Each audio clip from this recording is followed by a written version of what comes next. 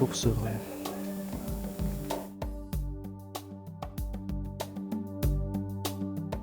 Mesdames, Messieurs, bonsoir. Bienvenue à l'édition du 20h. Voici les titres. À la une, le rêve brisé de Lamine Ndoye, un footballeur évoluant au Portugal, poignardé à mort hier à Yoff. Le présumé meurtrier, un vendeur de chapelets. TFM pose le débat sur cette série de violences qui conduit parfois à des drames. C'est fait, le Front national pour la résistance a saisi le Conseil constitutionnel pour l'annulation de la loi sur le parrainage, un recours déposé en début d'après-midi. Les regrets de la commission orientation et stratégie du M23, elle constate un recul de l'engagement citoyen et les mauvaises pratiques du régime en place. L'organisation de la société civile célèbre le 7e anniversaire du 23 juin. En fin d'édition, vous aurez le journal du mondial. Comme tous les soirs, à la présentation Ibrahima Kane, le Nigeria a son destin à main après sa victoire 2-0 face à l'Islande.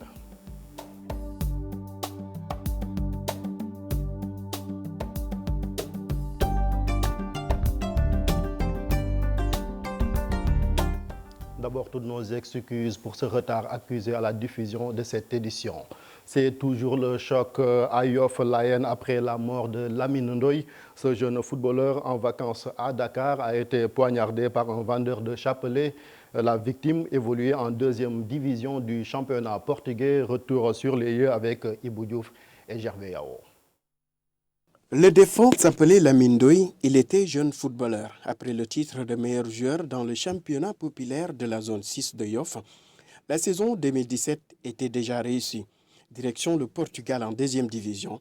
Après une saison bien remplie, retour au Bercail. Et c'est au moment de ses vacances que s'est produit l'irréparable. Lamine est mon frère, je suis également son djawriñ dans notre daïra. Avant-hier, on a déjeuné ensemble, mais c'est hier, dans la journée, qu'on m'a appelé pour m'informer du drame. C'est vraiment triste pour sa famille et pour tous ses amis. Et comme mon frère, pour moi, c'était aussi un beaucoup talibé. C'était un jeune qui représentait l'espoir même d'un pays, d'une nation, d'une communauté et même de sa famille. Franchement, c'est une perte regrettable pour nous, qui sommes ses amis et ses frères. Et nous prions pour que le paradis soit son demeure éternelle. Une affaire de chapelet qui vire au drame. Suite à une altercation avec un vendeur de chapelets, ce dernier fait usage de son arme. Et que ces gens d'actes de barbarie ne se reproduisent plus, même dans ce pays-là. Franchement, nous regrettons ce qui s'est passé. Et nous interpellons même la justice. La famille, sous le choc, n'a pas voulu se prononcer. Ses amis, eux, parlent d'un proche qui était pétri de talent et d'une générosité sans égale. Pour un jeune espoir, comme Lamine Ndoye, franchement, c'est énorme comme perte. C'est énorme comme perte pour nous. Lamine Ndoye avait presque fini de faire ses valises pour retrouver la semaine prochaine son club au Portugal. La carrière du jeune footballeur a pris un terrible coup de couteau. Un meurtre qui met tout un quartier dans une consternation totale. La violence chez les jeunes, on en parle ce soir. Elle est inquiétante et fréquente aux yeux de nos interlocuteurs. Certains n'hésitent pas à tuer pour de banales histoires, regrettent nos interlocuteurs. C'est un sujet signé Maïmouna Ndiaye et Gervais Yao. Comme par pur hasard, ce monsieur a fini d'apporter sa médiation après une altercation entre deux jeunes. Une situation qui confirme le regain de violence qui rythme parfois le quotidien. Je vous le dis, tout de suite même, un chauffeur de transport en commun voulait se battre avec un usager. Ce dernier ne voulait pas payer les taxes municipales. Ça en est suivi une altercation. Le chauffeur a sorti un couteau pour riposter, mais heureusement, rien ne s'est passé après. Très souvent, les populations sont très remontées pour une mince affaire. Des jeunes qui perdent le contrôle en une fraction de seconde, un fait devenu courant. Ce recycleur appelle à plus de retenue. Ce matin, je discutais avec un collègue de travail. Je lui ai dit qu'il a plus de chance que son frère. Mais il l'a mal pris. J'étais obligé de laisser tomber pour éviter qu'il y ait un problème entre nous. La perte de repères un des facteurs. Même dans les transports en commun, le problème est réel. Les passagers refusent de céder le passage. À mon avis, c'est des histoires banales aboutir à des crimes de cette nature. La solution, c'est d'intervenir le plus rapidement possible pour éviter le drame, même si on doit mettre les moyens pour régler le problème définitivement. Plusieurs raisons évoquées face à cette violence qui s'accentue. Les populations sont parfois obligées de faire médecin après la mort ou de rester bouche bée pour ne pas courir de risques. La perte de repères, une des explications de cette violence qui parfois conduit à ces drames du genre, c'est l'avis d'un sociologue qui indexe également les familles et l'école. Une violence physique, c'est les cas de meurtre, c'est les cas de tuerie, les cas de viol, les cas d'agression. Alors toutes ces formes de violence ont tendance de plus en plus à se développer dans notre société à la faveur de plusieurs facteurs. Il me semble que le premier facteur, c'est le délitement de la famille. On a la famille qui jouait un rôle de cellule sociale de base avant, qui préparait l'individu à avoir un comportement exemplaire dans la communauté. Aujourd'hui, la famille a tendance à se fragiliser et à ne plus assumer son rôle d'antan. Nous avons l'école. Tout le monde sait évidemment que depuis plusieurs années, notre école s'est installée dans une situation de crise. Dernièrement, on a vécu pratiquement 4 mois ou 5 mois de crise que l'école a traversée, que l'université a traversée. Et tout cela montre que cette violence-là n'est pas suffisamment résorbée au niveau de cet espace de formation que constitue l'école. Ensuite, nous avons la violence dans la société, c'est-à-dire que les modèles qui devaient être là et qui devaient permettre aux jeunes de se dire voilà le type de comportement, le type de discours que je dois tenir, c'est malheureusement au niveau de ces modèles que l'on retrouve des fois des discours très violents. Au niveau de l'espace politique, au niveau de l'espace syndical, etc. Donc dans la vie sociale au quotidien, ces personnes qui devraient constituer des modèles, ces personnes qui devraient constituer des sortes de soupapes de sécurité ne sont plus en train de jouer le jeu. Maintenant, enfin, vous avez une situation de malaise, de pauvreté qui gagne du terrain, surtout dans certaines localités où le chômage atteint des proportions de plus en plus élevées. À partir de ce moment-là, vous avez des ingrédients qui sont réunis pour expliquer le développement de la violence dans la société. Des bourreaux qui tuent sans raison avec beaucoup de froideur, comme s'ils avaient perdu leur humanité. Stop, ça suffit. C'est un commentaire signé Mambiram Diouf. Il ne se passe 1, 2, 3 jours, voire une semaine sans qu'une histoire de meurtre n'éclate au grand jour. Des faits souvent perçus comme banals, ordinaires, et qui, sans une certaine retenue, pouvaient tourner au drame. Des histoires de règlement de comptes personnels, la plupart auxquels se greffent des cas d'agression dans la tête de ces présumés meurtriers ou justiciers autoproclamés. Violer les normes établies, les règles de bonne conduite, la loi, semble être leur jeu favori, acte inhumain. Il y a 5 jours, à la SICAP Rudis, un jeune du quartier décrit comme un bandit notoire a asséné plusieurs coups de couteau au nommé Aristide Ogalari et Dikofi. Auparavant, cet homme appuyait sur la gâchette des tirs qui ne se justifiaient pas, même pour faire peur au chauffeur de cette camionnette avec qui il disputait le passage en pleine circulation. Ce jeudi, c'est un autre jeune qui a été tué à Yoff, cette fois-ci.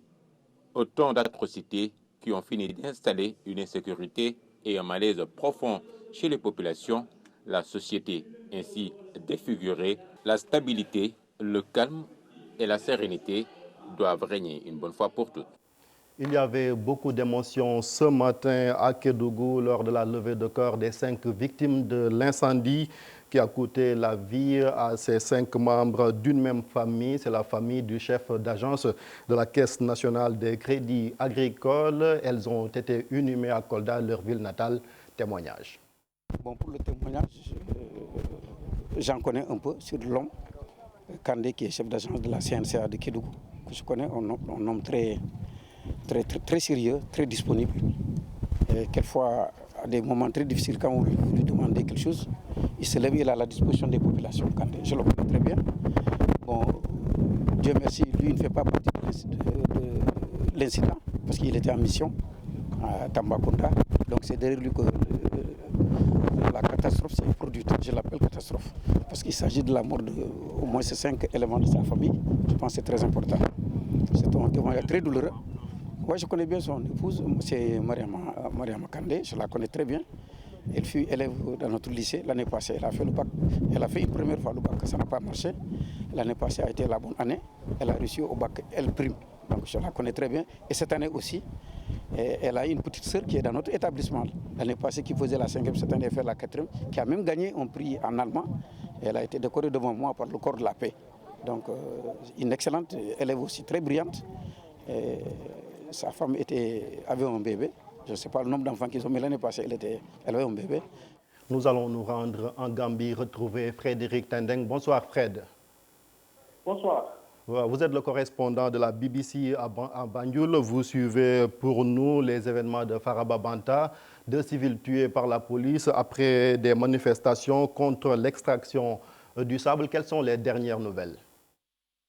La dernière nouvelle, c'est que le président Adama Barrow s'est rendu à Faraba Banta, où il a présenté les condoléances du gouvernement et de la République aux familles de ceux qui ont perdu des garçons lors de cette manifestation malheureuse où la police gambienne a fait usage de balles réelles tuant 3 jeunes manifestants.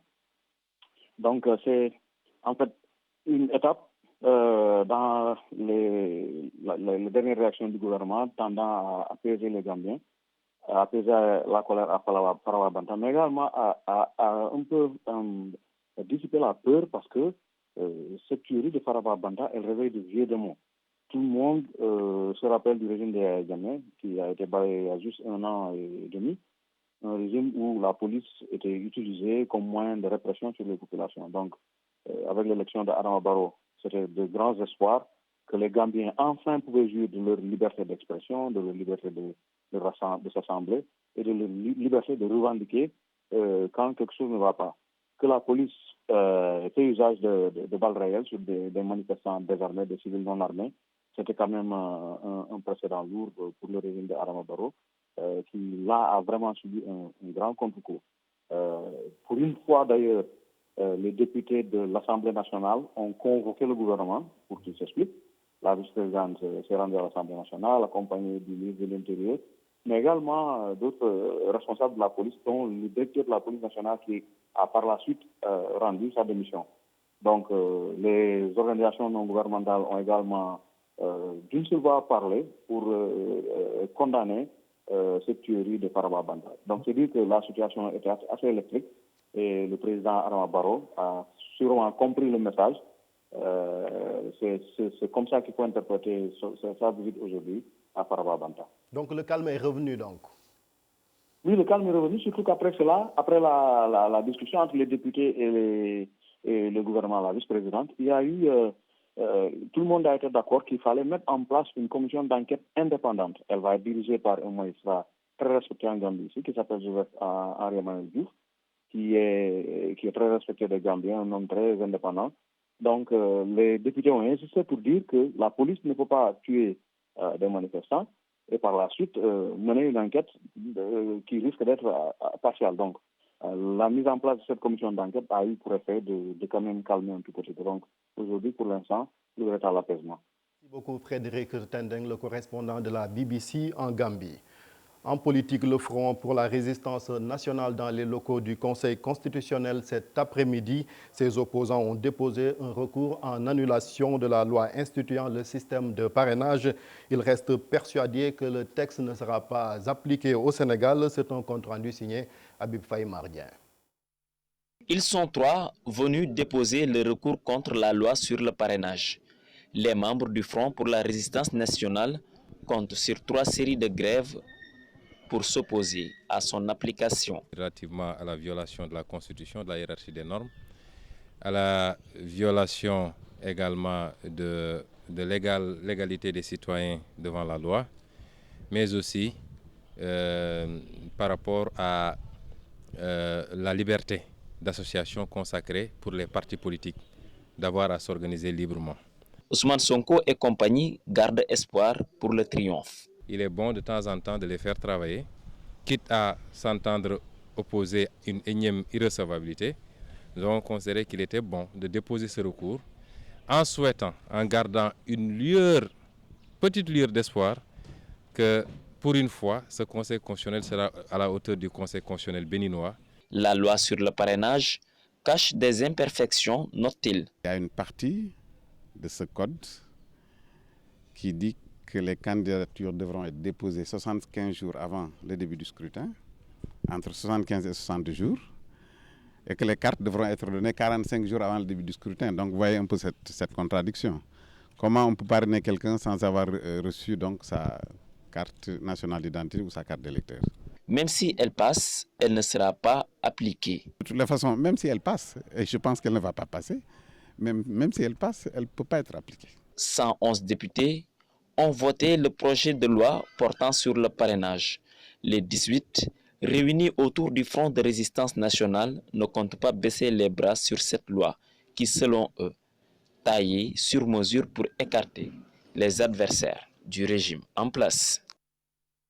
C'est demain le 23 juin. Il y a 7 ans, le peuple sénégalais s'opposait au projet de loi initié par l'ancien président Abdoulaye Wade. Il instituait un ticket président-vice-président, mais aussi l'élection du président de la République avec 25% des voix. La commission orientation stratégie du M23 estime que rien n'a changé depuis malgré les sacrifices. Reportage Alassane Ba, les images d'Ibi Diémé.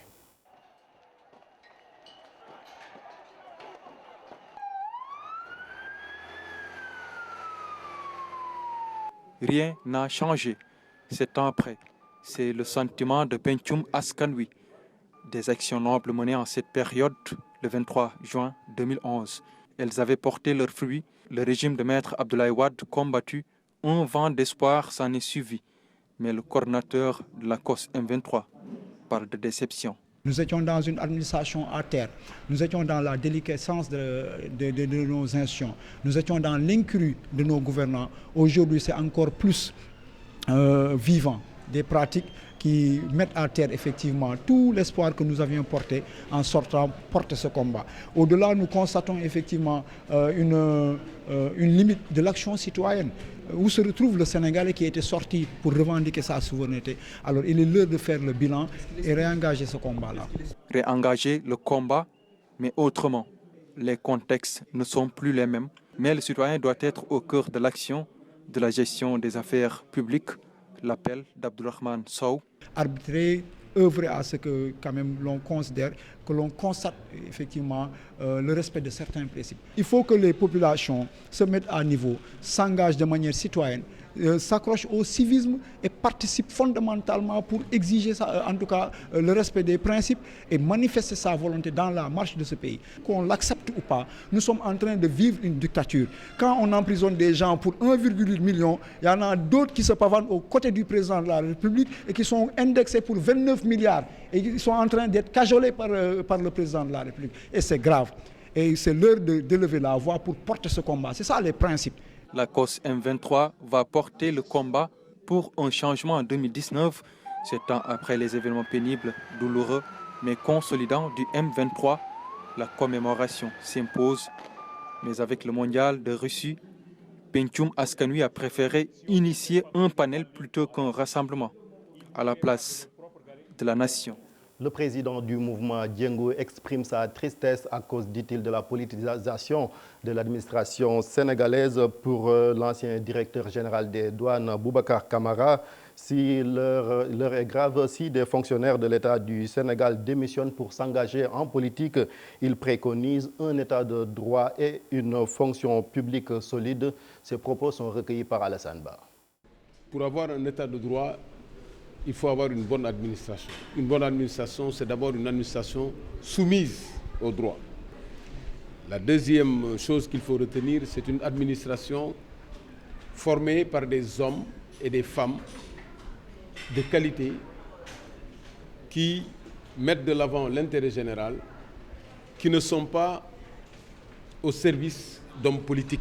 Parfois, on critique beaucoup les gens qui quittent l'administration pour faire la politique, en disant qu'ils dévoilent et tout ça, mais c'est juste parce que ils ont compris qu'à ce niveau-là, quand des personnes qui occupaient des fonctions stratégiques dans l'administration quittent pour s'engager en politique, c'est que l'heure est grave.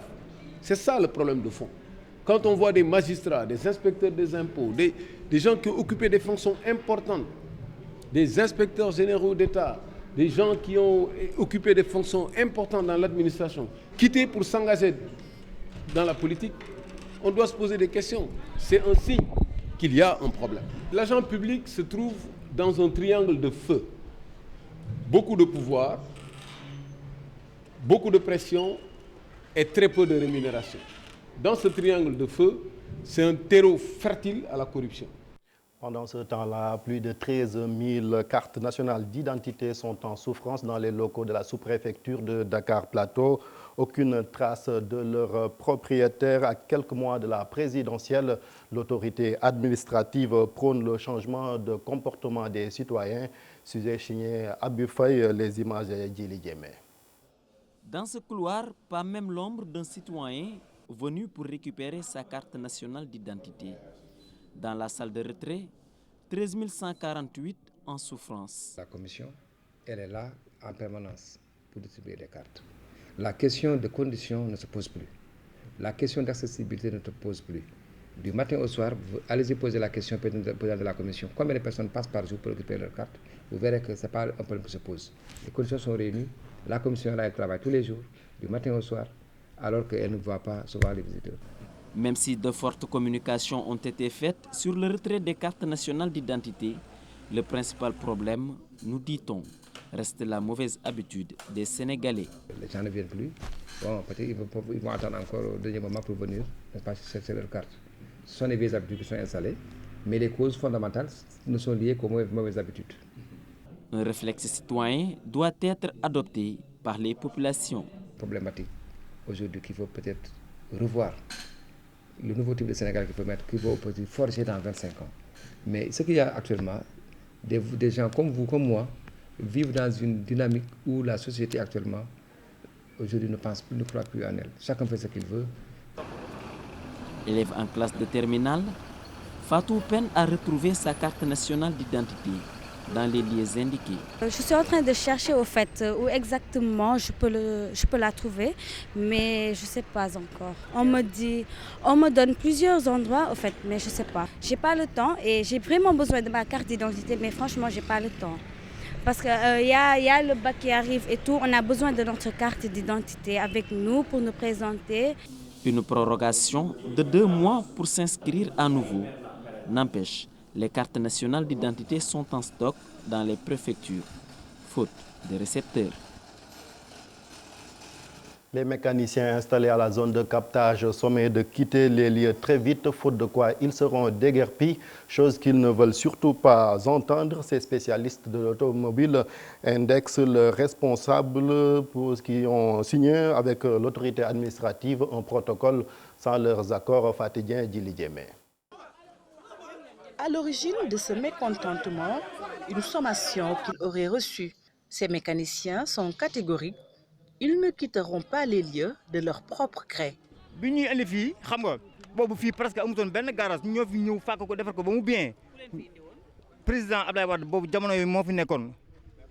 Nous sommes ici depuis 2000. Il n'y avait absolument rien. C'était du temps de Maître Abdoulaye Wade. Récemment, un de nos représentants nous a fait savoir que notre GIE a signé un protocole qui met fin à notre séjour ici. Ce n'est pas du tout normal. Nous ne bougerons pas d'ici. Mais avant de signer,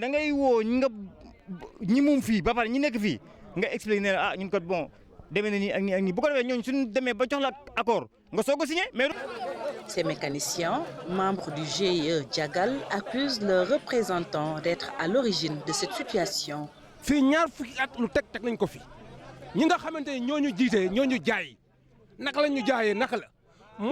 Nos représentants sont des corrompus. Ils nous ont demandé d'aller à Diamniadio, ce que nous refusons catégoriquement. On sait tous qu'il y a un deal entre eux. Nous sommes prêts même à acheter ce terrain si il est à vendre.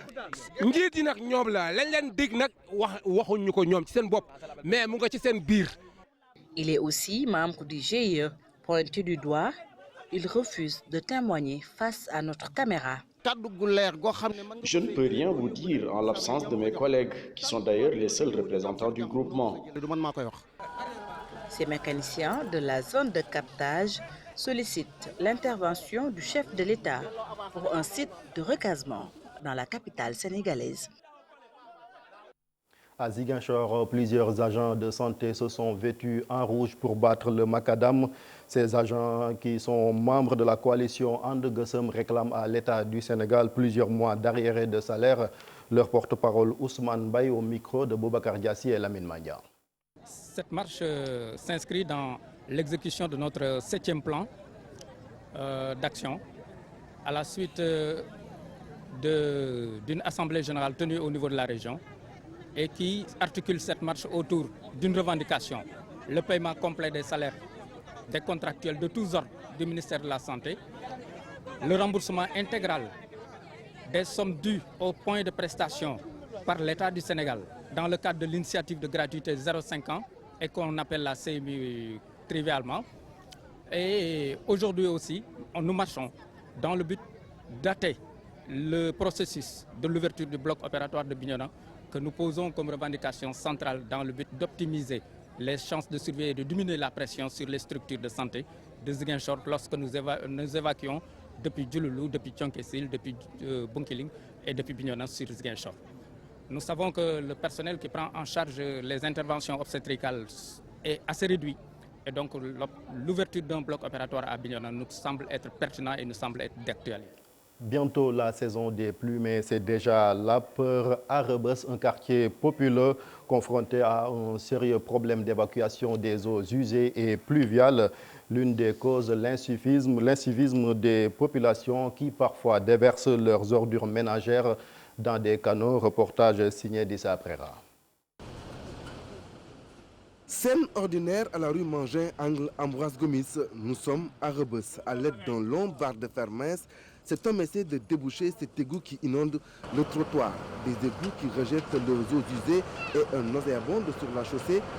Les habitants de Rebeuss en ont l'habitude. Vraiment, ça arrive souvent. Parce qu'ici, on trouve que peut-être que les tuyaux qui sont là, il peut y avoir des problèmes dessus parce qu'il y a longtemps ces tuyaux-là sont là, personne ne les a débouchés, personne ne vient les déboucher. C'est très gênant. Parce que pourquoi il dit c'est gênant? Nous avons les enfants ici actuellement qui s'amusent là. Ils n'ont pas où aller. C'était là dans les stades, les enfants s'amusaient. Mais actuellement, nous n'avons plus de stade, donc les enfants s'amusent ici.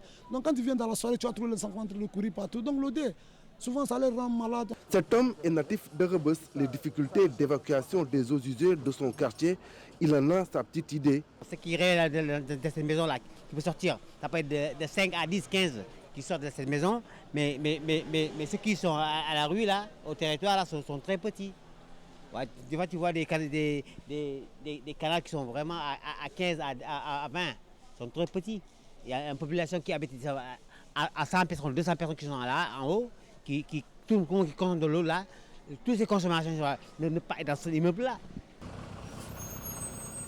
Autre élément qui participe à boucher les égouts, les ordures ménagères qu'on y déverse, un incivisme que la population elle-même reconnaît, avec à la clé une pollution du cadre de vie et son lot de désagréments.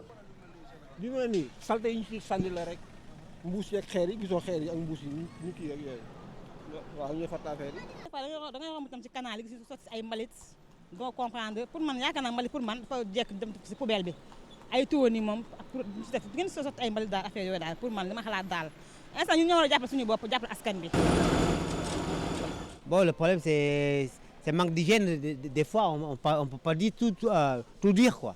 C'est manque d'hygiène. Des fois, il y a n'importe quoi qu'on jette dans les canalisations. Je ne peux pas vous dire tout. Mais avec aussi, les canalisations sont très petites. Il faut les sensibiliser. Parce que ça reste. Parce que ceux qui sont dans les cours ici actuellement, ils prennent de l'eau avec des saletés à l'intérieur, ils viennent verser dans la douche. Donc tout cela, ça vient ici, ça peut amener ce genre de problème, quoi. Véritable problème de santé publique, l'évacuation des eaux domestiques dans bon nombre de quartiers de la capitale pose encore beaucoup de défis à relever. C'est un chantier où tout le monde devrait s'y mettre. Donc les forces de l'ordre, l'UCG, l'ONAS, les populations, vous les journalistes. Donc je pense que c'est un ensemble de tout. Si on arrive nous tous à nous y mettre, on pourrait peut-être réussir quelque chose. On sait très bien que uniquement la sensibilisation, bon, c'est pas suffisant. Il faut peut-être la sensibilisation, mais il faut aussi un certain culte de sanctions positives et négatives. Au-delà des efforts faits par l'État pour soulager les populations, 2 milliards de francs CFA ont été annoncés cette année uniquement pour la campagne de curage pré-hivernale 2018 Mais selon un expert, c'est le système d'assainissement de toute la capitale sénégalaise qui doit être repensé. L'approvisionnement en eau à Dakar a connu une nette amélioration, constate Mansour Faye. Le ministre de l'Hydraulique et de l'Assainissement promet de redoubler d'efforts pour mettre définitivement fin aux problèmes d'eau dans la capitale. Il se prononçait ce matin en marge de la 65e réunion du Conseil mondial de l'eau. Reportage Fatou Bintou Conté Diafaraba. La desserte comme l'accès à l'eau dans certains quartiers de Dakar a connu ces jours passés de graves perturbations. Les populations souffraient de manque de ces liquides précieux. Le ministre de l'Hydraulique minimise et parle de nette amélioration depuis quelque temps. C'est vrai que des perturbations sont notées au niveau donc de certains quartiers de Dakar, mais perturbations qui sont en train de connaître une évolution en réalité. Aujourd'hui, vous allez dans certains quartiers, il y a une nette amélioration. Nous visons à atteindre les 100%, non seulement en termes de taux d'accès, mais aussi en termes de desserte. À Dakar, en 2021, un grand forum sur l'eau va être organisé, occasion pour le Sénégal de mobiliser des fonds afin de régler définitivement le problème de l'eau et de l'assainissement. Il y a ce qu'on appelle l'initiative Dakar 2021. Ces initiatives-là, en réalité, nous permettront de développer des programmes et des projets pour qu'en 2021, qu'on ne connaisse plus ces questions donc de problèmes d'accès à l'eau et à l'assainissement. Ce vendredi, le Conseil mondial de l'eau a tenu sa 65e réunion en prélude au Forum mondial de l'eau qui va se tenir à Dakar en vue de superviser les préparatifs de ce sommet qui verra la participation de plus de 40 000 participants. On est en plein donc, dans les préparatifs. C'est une organisation planétaire, c'est une organisation vraiment à dimension mondiale. On va attendre plus de 10 000, disons, pas visiteurs, mais des acteurs de l'eau, toutes les parties prenantes. Ensuite, le public sénégalais sera au rendez-vous. Généralement, ces genres de manifestations nécessitent une organisation vraiment importante en réalité. Avec ce forum de l'eau, les problèmes d'accès à l'eau ne seront que de vieux souvenirs pour le Sénégal, mais particulièrement pour la capitale, Dakar. C'est la fin de cette édition. Merci de l'avoir suivi. Je vous souhaite de passer d'excellents moments en compagnie des programmes de la TFM. Restez avec nous. Ibrahima Kane s'installe tout de suite pour le journal du Mondial Russie 2018.